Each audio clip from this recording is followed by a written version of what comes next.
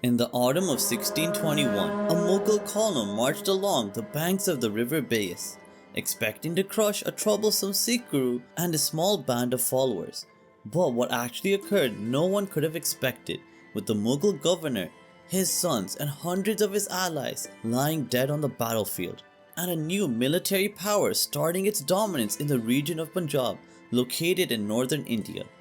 But how exactly did a relatively small Sikh force numbering a few hundred defeat a much larger Mughal army with well over 4,000 soldiers? Well, in this video we will be doing a deep dive into the Battle of Rohilla, the first clash that would take place between the Sikhs and the Mughals, laying the foundations for a rivalry that would last for centuries. But before we begin, don't forget, if you want to find out more about Indian history, then subscribe to my channel Indus and Empire. So to understand why the Sikhs even created their first ever military force, we must go back to the year 1606, 15 years before the Battle of Rohilla occurred, as it was during this year that Guru Arjan Dev Ji was brutally executed on the orders of Mughal Emperor Jahangir. This traumatic event sent shockwaves through the Sikh community, and this forced his son and successor Guru Hargobind Ji, the sixth Guru, to transform the Sikhs from a largely unarmed devotional fellowship into an armed community willing to resist state violence and Mughal oppression.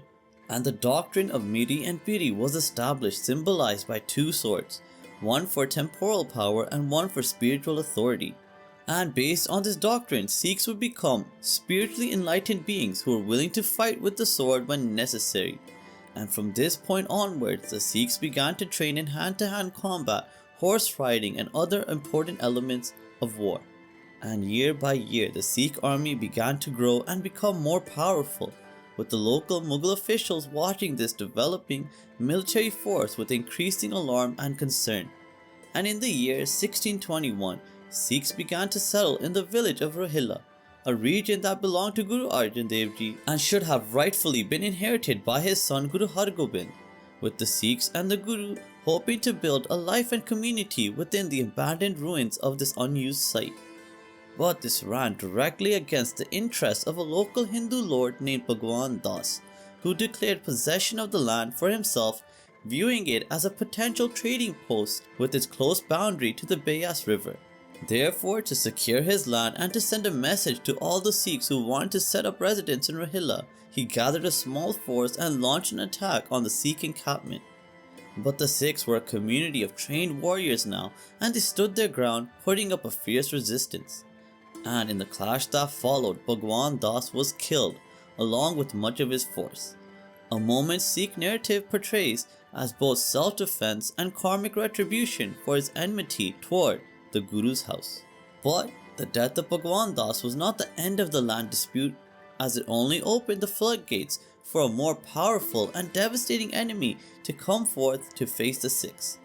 And upon hearing about the death of his father, Bhagwan Das's son, Ratan Chand, turned his private vendetta into a political case, petitioning the Mughal governor of Jalandhar, Abdul Khan, to use military force to remove the Sikhs from Rohilla. The Mughals were already wary of the growing military strength of the Sikhs, and Abdul Khan took this as an opportunity to teach Guru Hargobind a lesson and hopefully extinguish all the Sikhs from the region. The exact numbers of this Mughal force are disputed, but the most widely accepted figure is a force of 4,000 soldiers being sent to attack an army of just a few hundred Sikhs. Although some later historical records do state that the Mughal army was up to 15,000 in number, but this appears to be highly unlikely and most probably a later embellishment. The Mughal column was well equipped with standard provincial logistics for the time, supply lines stretching back to Jalandhar, baggage animals carrying grain and artillery, alongside detachments of trained and well-equipped cavalry and infantry. It is not hard to imagine that this Mughal army would have expected to wipe the Sikhs out easily, as they had done many times already with smaller groups of bandits and rogue militias. And by late September of the year 1621, the stage would be set near the Beas River at the village of Rahila for the first ever large-scale battle in Sikh history. Guru Hargobind personally commanded the Sikh forces, embodying the saint soldier ideal he had worked so hard to forge after his father's martyrdom 15 years earlier. Also, Sikh leaders such as Bhai Jatu, Baba Praga, and Rajput allies such as Rao Mandan Rathore and Rao Baluji each had command of their own smaller contingents as well.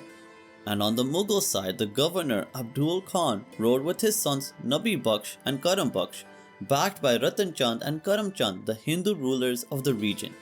The exact specific events of the battle are hard to ascertain, but it appears that the Sikhs countered their smaller numbers by utilizing their mastery of the terrain and using rapid surprise hit and run tactics alongside sudden light cavalry charges to make the Mughal numbers a hindrance rather than an advantage. But the battle was not without losses for the Sikhs, as the revered Sikh general Bhai Jatu was killed in the clash. But his death did not halt the Sikhs' momentum. In fact, it made them fight with even greater fury as they focused on attacking the center of the Mughal ranks where the fighting was the most chaotic. And during this period of intense hand-to-hand combat, the Mughal governor Abdul Khan, his two sons and the Hindu nobles Ratan Chand and Karam Chand were all killed, and after realizing that all of their commanders and generals had fallen, the Mughal forces quickly lost their morale and ran from the field, leaving the Sikhs as the victors of the first ever Sikh-Mughal conflict, and a powerful victory for Guru Hargobind, who showed the entire region of Punjab that the military strength of the Sikhs was more powerful and disciplined than anyone could have expected. Today, the village of Rahila is now remembered as Sri Hargobindpur due to the Guru's extraordinary victory in this battle. The Battle of Rohilla marks the opening chapter of what scholars now refer to as the Mughal-Sikh War of 1621 to 1635, a series of conflicts that would culminate in bigger battles at Amritsar and Kartarpur and end with Guru Hargobind's withdrawal to Kiratpur. I've actually made a separate video already on Guru Hargobind's amazing victory at the Battle of Kiratpur in 1635, where 1806 defeated an army of over 20,000 Mughals. And if you want to watch that video, be sure to check that out by clicking the link on your screen. And remember, if you want to find out more about Indian history, then be sure to subscribe to my channel, Indus and Empire. Thank you so much for watching and have a great day. Bye.